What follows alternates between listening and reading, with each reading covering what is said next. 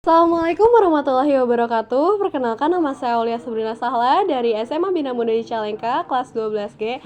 Nah, di sini kita bakal wawancara ke salah satu staf desa di alamatnya di Desa Cangkuang.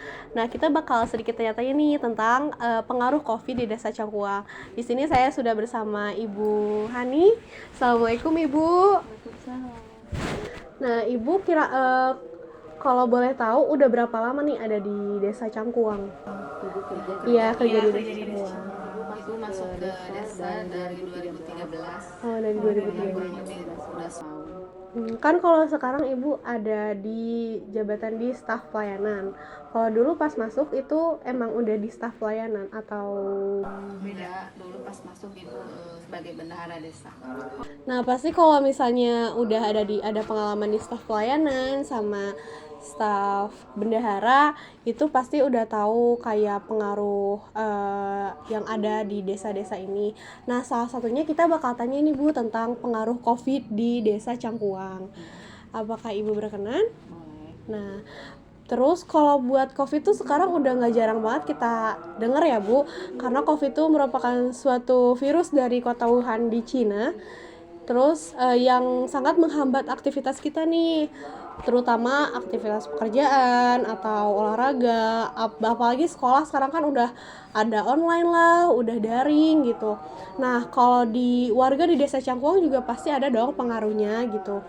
Nah, buat yang pertama ini kira-kira Covid itu masuknya dari bulan apa, tahun berapa ya Bu di Desa Cangkuang? Cangkuang, kalau nggak salah ya, tahun 2020 bulan Maret. Dari bulan Maret. Nah, terus dari pas udah ketahuan nih ada masuknya Covid gitu, itu langsung ada bantuan dari pemerintah, langsung ada action kayak bantuan vaksin segala macam atau ada jeda dulu? Langsung ada bantuan. Kita dari desa akan ada dana desa. Kita mengalokasikan berapa persen, kalau nggak salah 30% buat BLT, bantuan tunai langsung sebesar 300.000 per kakak. Jumlah tiap RW-nya 13 kakak. Terus dari bantuan dari gubernur, bantuan dari kabupaten, terus bantuan dari yang punya kartu PKH. Oh, itu ada juga. Nah, kalau buat vaksinasi kayak gebiar vaksin itu vaksin massal itu adanya di bulan apa?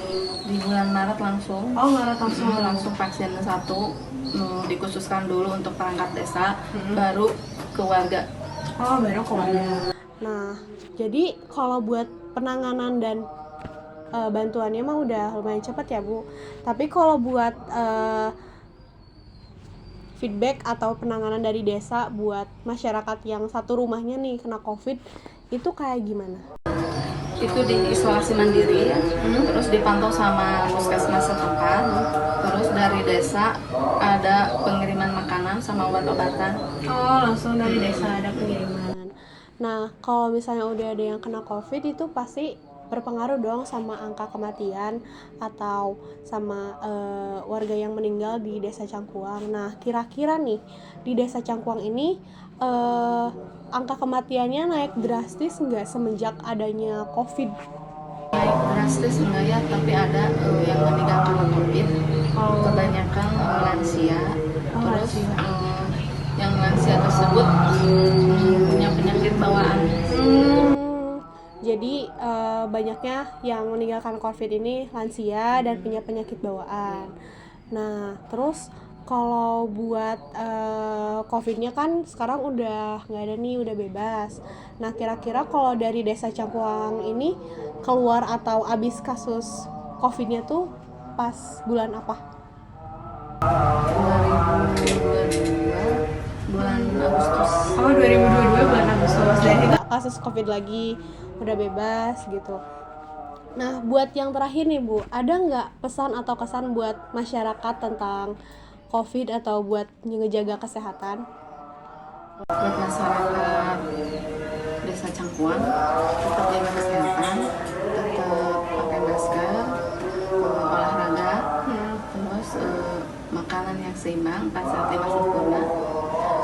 Oke. Nah, Terima kasih Ibu udah bersedia kami wawancara. Maaf juga ganggu waktunya. Nah, jadi kawan-kawan, alhamdulillah setelah di podcast ini kesimpulannya adalah di Desa Cangkuang ini cukup banyak yang kena COVID, namun tidak berpengaruh terhadap angka kematian. Tidak ada, cuman tidak terlalu naik drastis karena adanya COVID ini. Terus penanganan pelayanan dari Desa Cangkuang juga bantuan juga tidak terhambat, tidak ada gejala atau tidak ada hambatan. Terus untuk pesan terakhirnya, kita harus tetap jaga kesehatan walaupun COVID sudah tidak ada, tapi bukan berarti kita gak bisa sakit. Karena sebegitu banyak uang kita, kalau misalnya nggak punya kesehatan atau nggak ada kesehatan juga percuma ya. Jadi itu aja dari kami. Sekian dari saya. Wassalamualaikum warahmatullahi wabarakatuh.